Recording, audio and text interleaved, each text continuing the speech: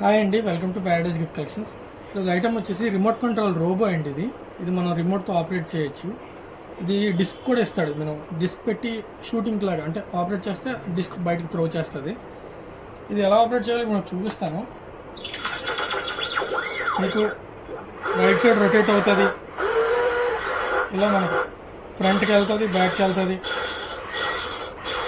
అంతా రిమోట్లోనే ఆపరేట్ అవుతుంది. మీకు మ్యూజిక్ కంట్రోల్ నొక్కితే